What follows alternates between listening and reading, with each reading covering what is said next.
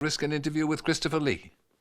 Mind you, I admit to wearing a garlic necklace under my shirt. Now, you may hate it, but people still see you as the Prince of Darkness. Does this bother you?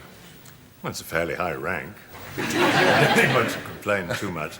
You've got to be recognized for something, you know, at some stage of your career. It wasn't quite the way I dreamed when I started as an actor in '47 that I would make my name. Let's put it that way. Yes, you're always cast as the fellow in the black hat, aren't you? You never. Are we They have ever the best parts, you know. Yeah. Are we ever going to see you in the old white hat? And Oh, yes, I've done a bit of that, particularly in the last 9 years. I've done a lot of comedy in the States. You did Saturday Night Live, didn't Yes, you? I hosted it, Because yes. we had Pamela Sue Martin who did that as well. Yes, I hosted it with the late John Belushi and Dan Aykroyd and Bill Murray.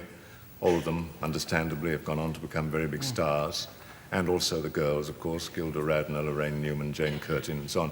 It's the most fantastic experience I think I've ever had in my life, and I don't think I've ever been so terrified as I was before I went on.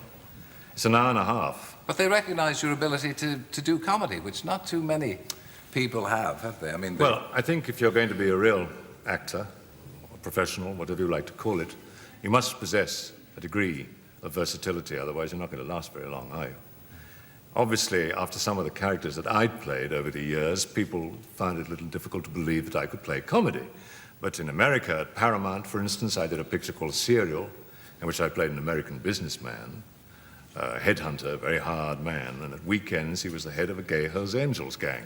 And I did that, and it became quite a memorable experience for everyone, I think. yeah. Did people ever confuse you with these threatening roles that you play? I mean, has anybody ever confused the real Christopher Lee with the kind of threatening, cadaverous person? Well, it did happen once, yes. It did.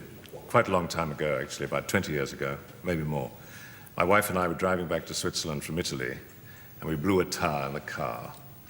And so I drove up to the side of the road, and I said to my wife, now you stay there, we put down the red triangle behind the car, and I will go off in the distance there to those houses where I see the lights, and I will get a telephone somehow, I hope.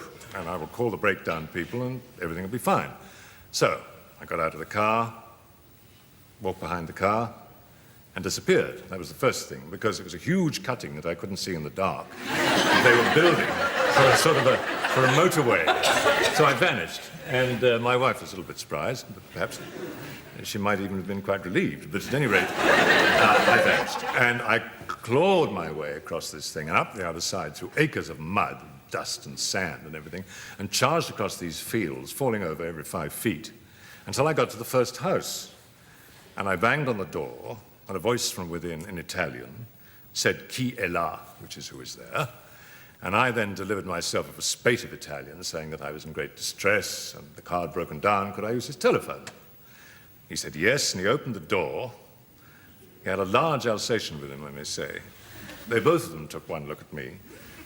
I was standing in the doorway, covered in mud from head to foot, white as a sheet, looking a little strange for a change. And the dog started barking, and the man fainted.